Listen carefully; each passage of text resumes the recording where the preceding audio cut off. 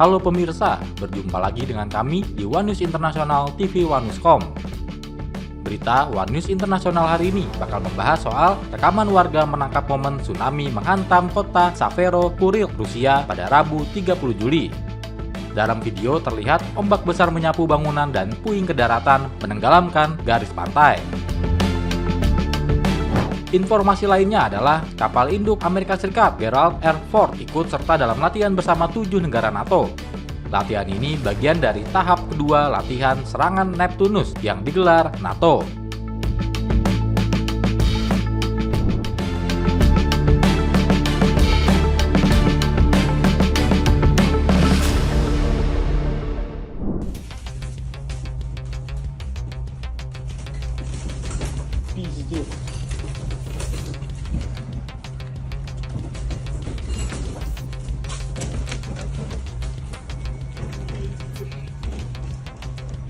Badan Meteorologi Jepang meningkatkan peringatannya dengan menyatakan bahwa gelombang tsunami setinggi 3 meter diperkirakan akan mencapai wilayah pesisir yang luas mulai sekitar pukul 1 GMT. Siaran NHK juga melaporkan bahwa perintah evakuasi telah dikeluarkan oleh pemerintah untuk beberapa wilayah. Pekerja pabrik dan penduduk di Hokkaido, utara Jepang, dievakuasi ke sebuah bukit yang menghadap ke laut, penyiar TBS mengumumkan. Pemerintah Jepang mengeluarkan peringatan tsunami dan perintah evakuasi setelah gelombang besar diperkirakan menghantam wilayah pesisir. Peringatan tersebut muncul setelah gempa bumi besar mengguncang semenanjung Kamchatka di Rusia Timur Jauh. Gempa tersebut sempat dicatat dengan magnitudo 8,8 sebelum direvisi menjadi 8,0 oleh Survei Geologi Amerika Serikat. Pusat gempa berada 126 km dari kota Petropavlovsk-Kamchatsky dengan kedalaman 19,3 km. Tsunami setinggi 3 hingga 4 meter tercatat di beberapa wilayah Kamchatka, merusak bangunan dan memicu evakuasi. Kamchatka berada di cincin api Pasifik, wilayah rawan gempa dan letusan gunung berapi. Sistem peringatan tsunami Amerika Serikat juga mengeluarkan peringatan untuk Jepang, Rusia, Alaska, Hawaii, Guam, dan Mikronesia.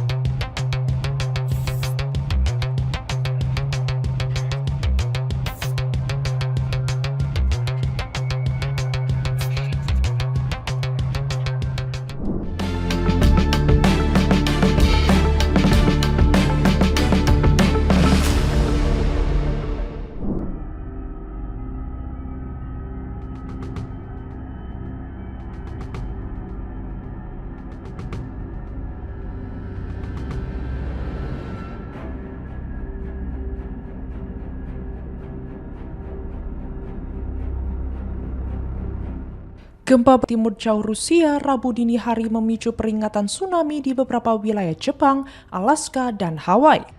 Kerusakan dan evakuasi dilaporkan terjadi di wilayah Rusia yang paling dekat dengan epicentrum gempa di semenanjung Kamchatka.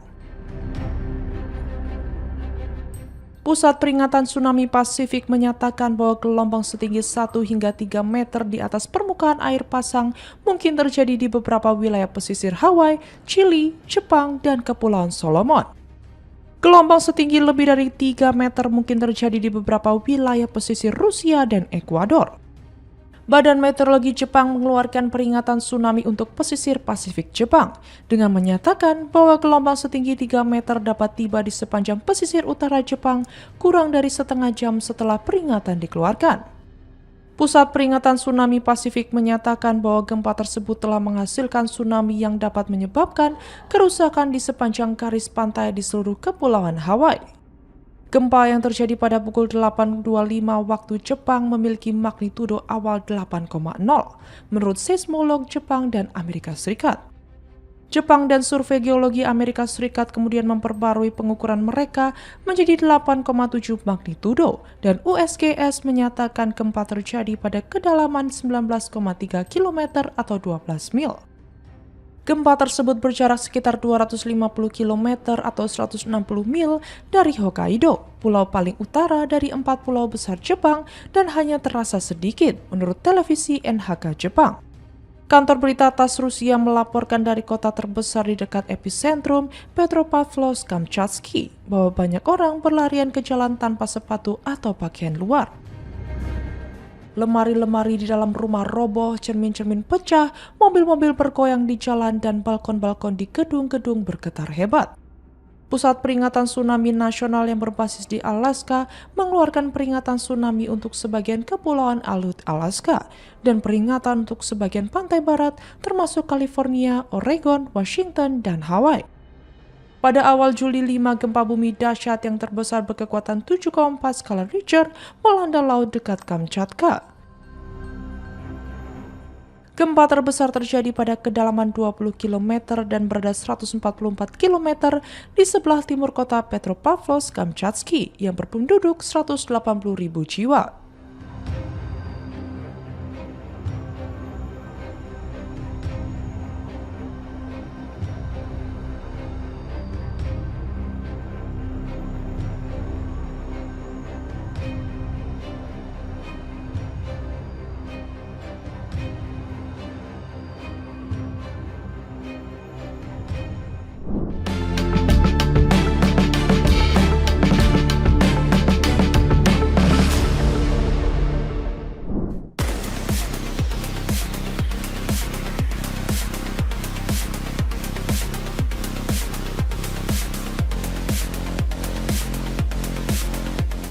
Rekaman warga menangkap momen tsunami menghantam kota Severokurilsk, Rusia pada Rabu 30 Juli.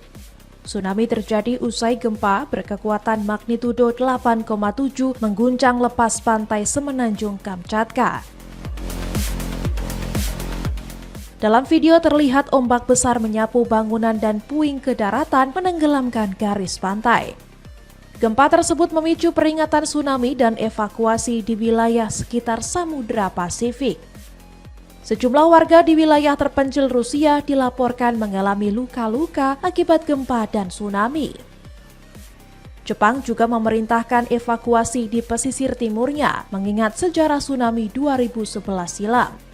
Badan Meteorologi Jepang mengatakan tsunami setinggi 40 cm telah terdeteksi di 16 lokasi saat gelombang bergerak ke selatan di sepanjang pantai Pasifik dari Hokkaido hingga timur laut Tokyo. Para pejabat mengimbau agar berhati-hati dan mengatakan bahwa gelombang yang lebih besar mungkin akan datang kemudian. Gempa bumi yang terjadi pada pukul 8.25 waktu Jepang memiliki kekuatan awal 8,0 menurut seismolog Jepang dan Amerika Serikat.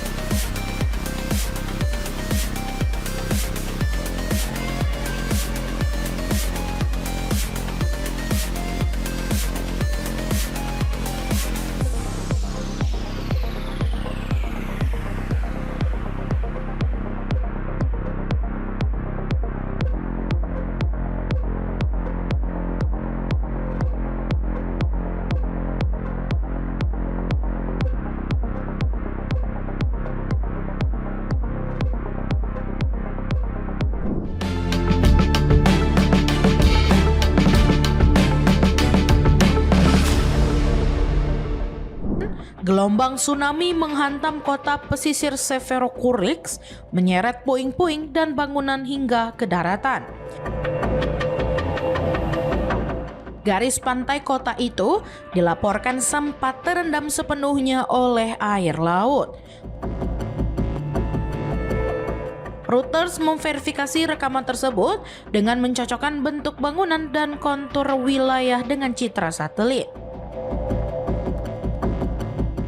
Waktu kejadian juga telah dikonfirmasi berdasarkan laporan media lokal dan pernyataan resmi pemerintah.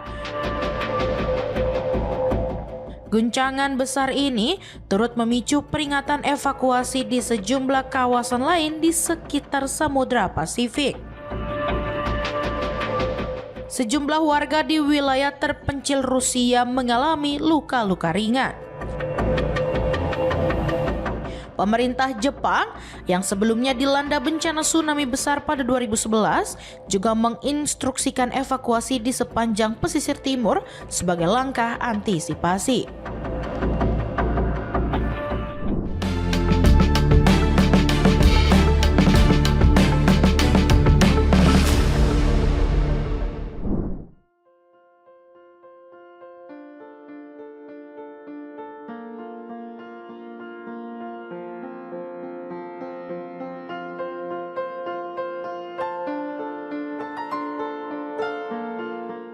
Gelombang besar menerjang garis pantai Hokkaido, Jepang pada Rabu 30 Juli menyusul gempa 8,8 magnitudo yang mengguncang wilayah lepas pantai semenanjung Kamchatka, Rusia Timur Jauh. Otoritas Jepang segera mengeluarkan perintah evakuasi untuk sebagian besar kawasan pesisir timur, wilayah yang pernah dilanda bencana gempa dan tsunami besar pada 2011. Warga diminta menjauh dari pantai dan menuju lokasi yang lebih tinggi sebagai langkah antisipasi terhadap potensi gelombang susulan.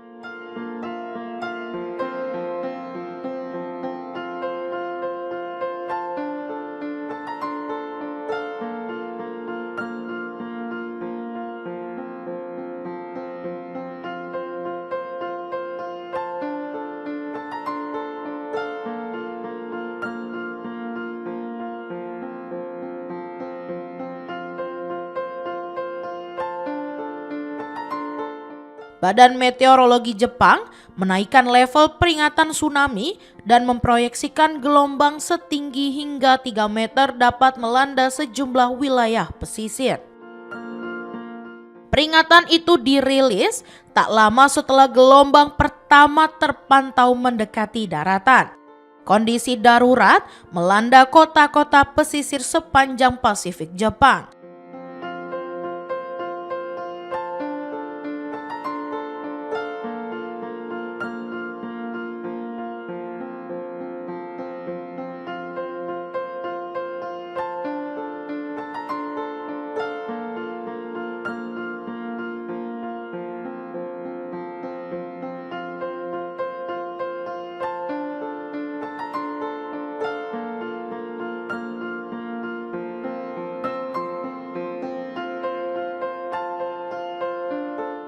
Sirine tsunami meraung-raung di berbagai daerah, disertai imbauan dari otoritas setempat agar masyarakat segera mengungsi ke tempat aman.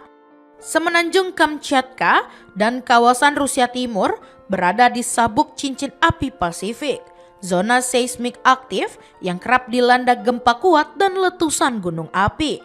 Aktivitas geologis tinggi di kawasan ini kerap memicu peringatan bencana lintas negara.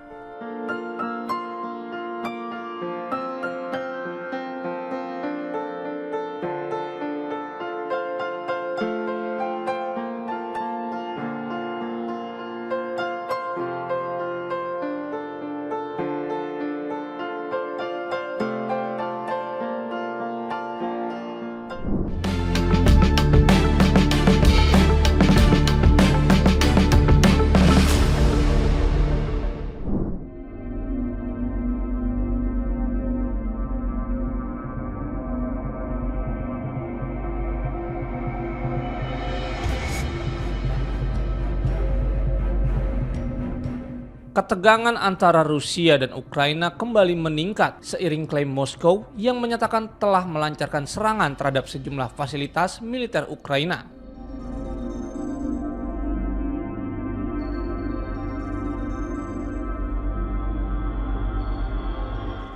Dalam laporan resminya pada Selasa waktu setempat, Kementerian Pertahanan Rusia menyebut bahwa serangan dilakukan ke bandara militer, bengkel produksi drone, pusat pelatihan operator drone, serta lokasi penempatan pasukan Ukraina dan tentara bayaran asing di lebih dari 140 titik.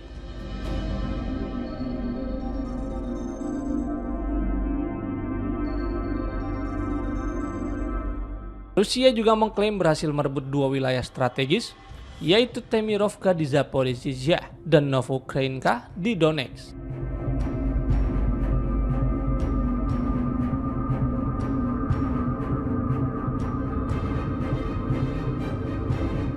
Serangan ini disebut sebagai bagian dari operasi militer berkelanjutan yang terus digencarkan di berbagai front timur dan selatan Ukraina.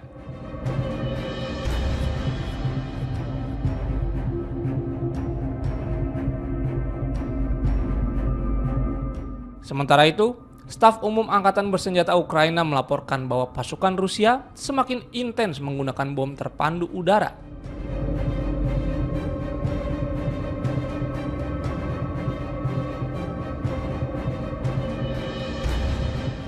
Dan drone serang di wilayah Zaporizhzhia. Di samping serangan udara, unit darat Rusia juga dilaporkan terus melancarkan operasi ofensif untuk menekan garis pertahanan Ukraina.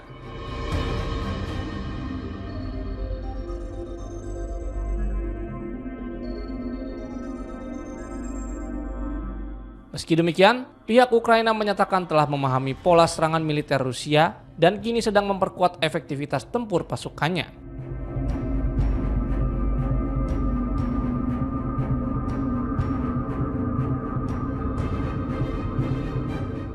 Kiev menegaskan bahwa garis pertahanan di wilayah Zaporizhzhia tetap solid dan siap menghadang setiap upaya serangan lanjutan dari pasukan Rusia.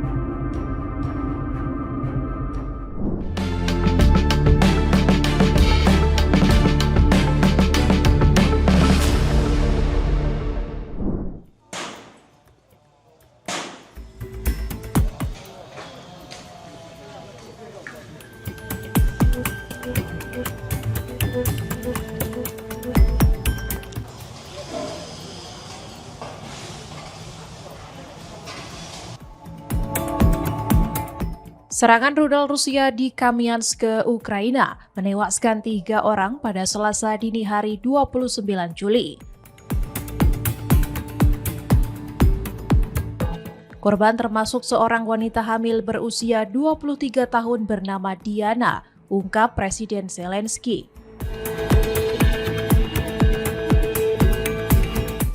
Dua bangunan dan 1 rumah sakit utama rusak akibat serangan tersebut, kata Wali Kota Andriy Bilousov.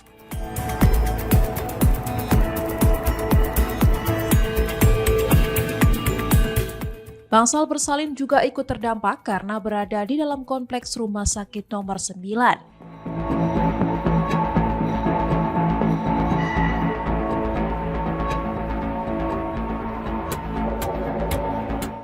Sebagai balasan, Ukraina meluncurkan puluhan drone dan rudal ke wilayah Rusia malam itu juga.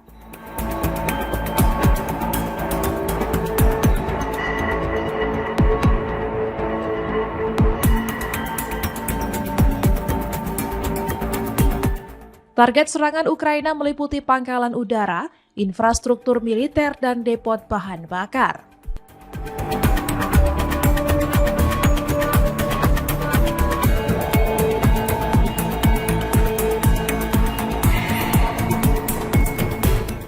Rusia mengklaim telah menembak jatuh 74 drone di 5 wilayah berbeda. Meski begitu, kerusakan tetap terjadi termasuk kebakaran di stasiun kereta barang di kota Salsk, Rostov.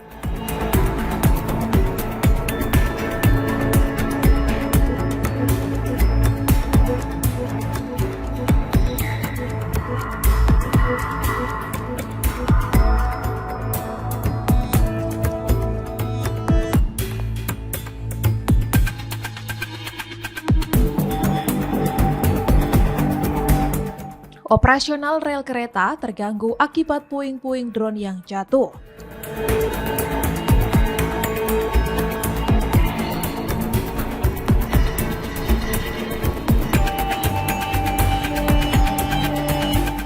Serangan ini terjadi beberapa jam setelah Presiden Amerika Serikat Donald Trump memperingatkan Putin soal tenggat sanksi.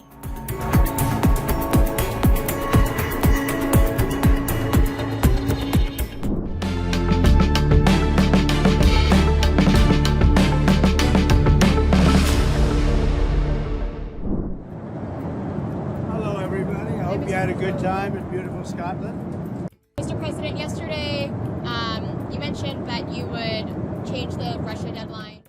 Presiden Amerika Serikat Donald Trump pada Selasa 29 Juli 2025 menyatakan bahwa Amerika Serikat akan mulai memberlakukan tarif dan langkah-langkah lain terhadap Rusia.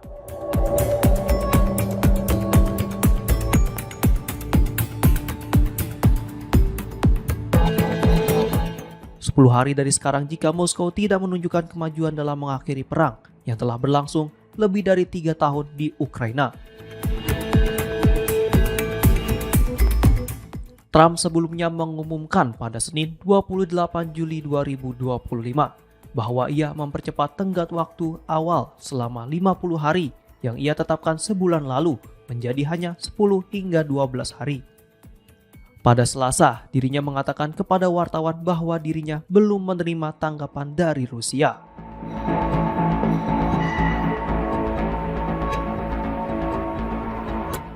Berbicara dari pesawat kepresidenan, Trump menegaskan bahwa ia tidak khawatir dengan dampak potensial sanksi terhadap Rusia terhadap pasar minyak atau harga minyak dunia. Trump berjanji akan meningkatkan produksi minyak dalam negeri untuk mengatasi dampak tersebut.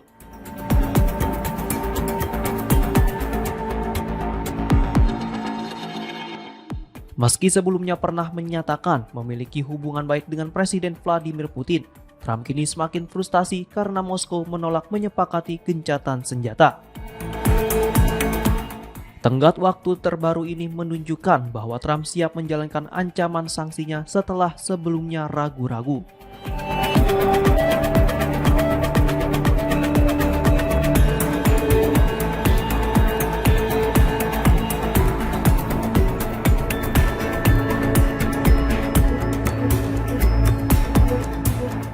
Saat berada di Skotlandia pada Senin 28 Juli 2025, Trump juga mengancam akan menjatuhkan sanksi tidak hanya kepada Rusia, tetapi juga kepada negara-negara yang membeli ekspornya yang dikenal sebagai sanksi sekunder jika tidak ada kemajuan.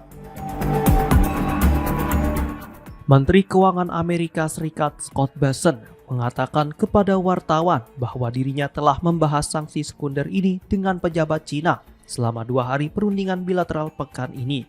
Ia memperingatkan bahwa Beijing bisa dikenai tarif tinggi jika terus membeli minyak dari Rusia.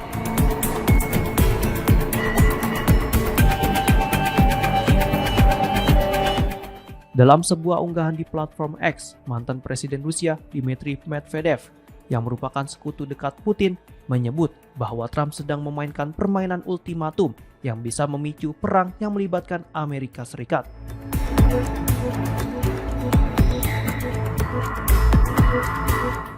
Trump yang juga sedang menghadapi kesulitan dalam upaya mencapai perdamaian di Gaza.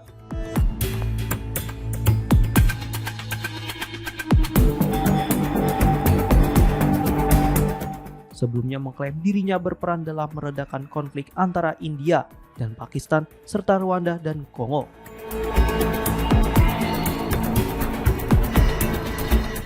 Saat berkampanye sebelum kembali ke Gedung Putih pada Januari, Trump berjanji akan mengakhiri konflik Rusia-Ukraina dalam 1 hari.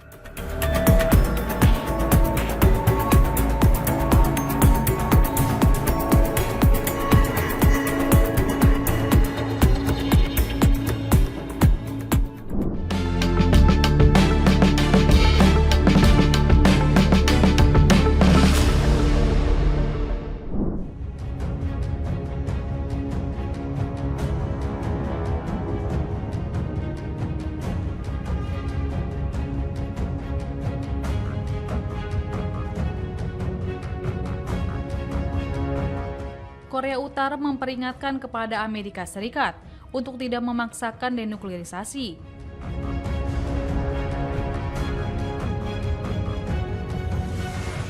Peringatan itu disampaikan Pyongyang setelah seorang pejabat Gedung Putih mengatakan Presiden Amerika Serikat Donald Trump terbuka untuk berdialog dengan pemimpin korut Kim Jong-un.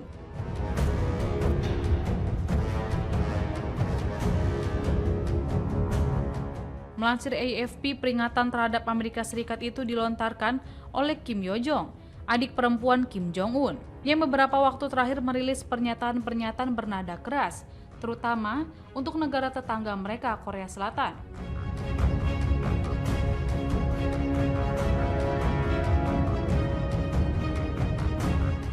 Kim Yo Jong menyebut hubungan pribadi antara kakaknya dan Trump tidak buruk.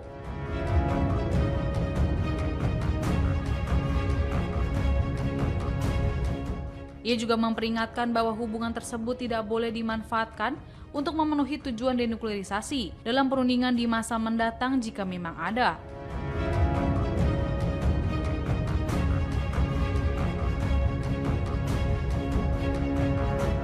Diketahui Kim Jong-un dan Trump sudah 3 kali menggelar pertemuan selama masa jabatan pertama Trump dalam upaya mencapai kesepakatan soal denuklerisasi korut.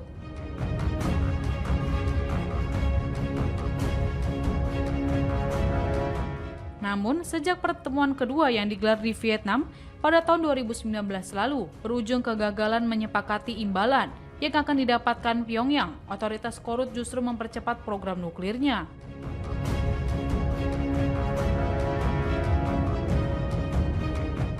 Kim Yo Jong tampaknya merujuk pada seorang pejabat Gedung Putih yang tidak disebutkan namanya itu.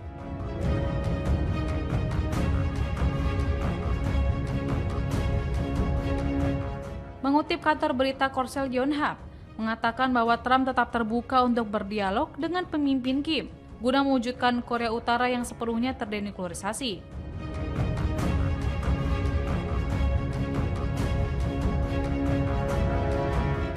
Dia kemudian memperingatkan Washington agar tidak memanfaatkan hal tersebut untuk mencapai denuklerisasi.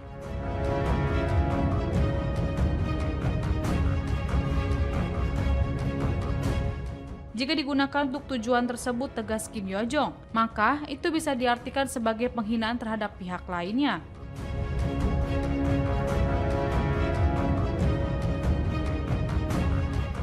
Tak hanya itu, Kim Yo Jong mendesak agar Amerika Serikat mengakui Korut sebagai negara bersenjata nuklir.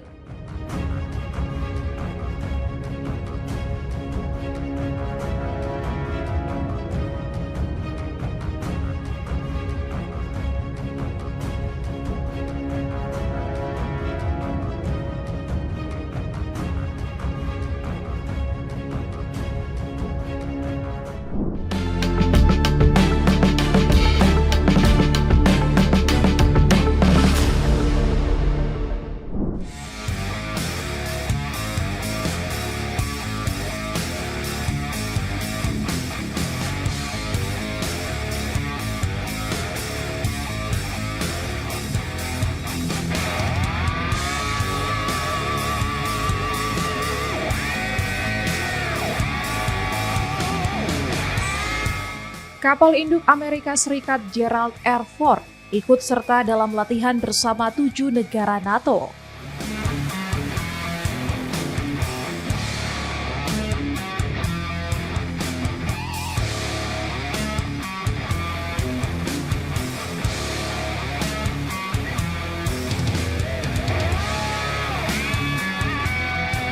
It's really just a privilege to be participating in Latihan ini bagian dari tahap kedua latihan serangan Neptunus yang digelar NATO.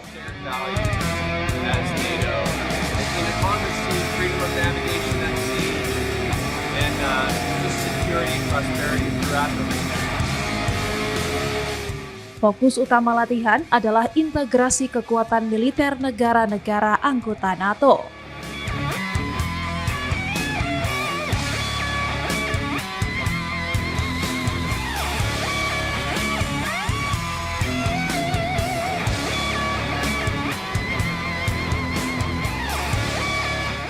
Misi mencakup serangan jarak jauh di kawasan Baltik dan Laut Hitam. As the centerpiece of Period Striker 12, this is our most adaptable, our most capable. NATO menyatakan latihan ini bersifat defensif dan tak ditujukan ke pihak manapun. Our allies here in the region, we really just present an amazing force. When we work together. Gerald R. Ford adalah kapal induk terbesar dan terbaru yang aktif di dunia saat ini. And we really just get after all of the mission aspects of our tasking at sea. Laksamana muda Paulan Zilota menyebut armadanya sebagai paket misi paling lincah dan adaptif.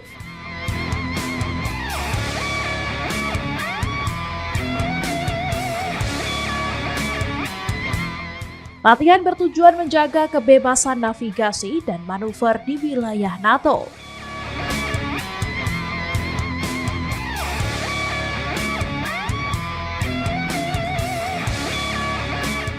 Titik-titik strategis seperti Selat Gibraltar dan Terusan Suez menjadi fokus pengamanan.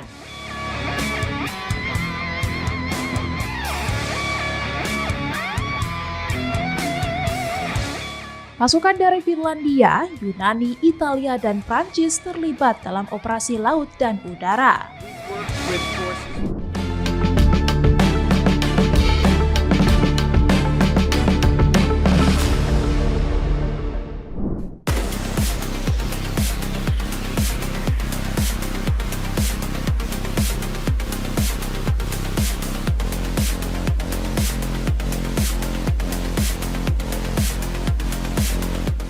Beberapa desa di wilayah timur Rumania mulai melakukan pembersihan dan evaluasi kerusakan setelah banjir bandang yang melanda pada Senin 28 Juli 2025.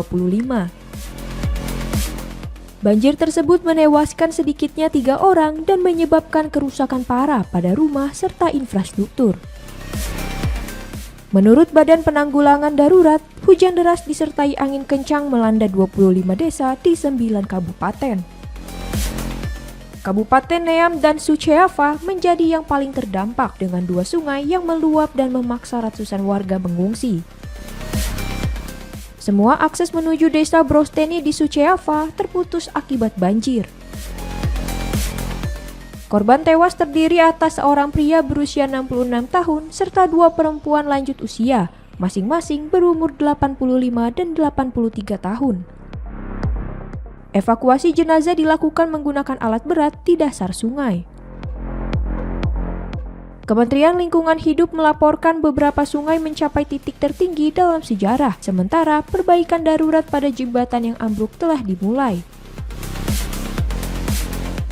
Helikopter layanan darurat juga dikerahkan untuk mendukung evakuasi dan pemantauan situasi. Aparat kepolisian dan tim penyelamat terus siaga menghadapi kemungkinan banjir susulan.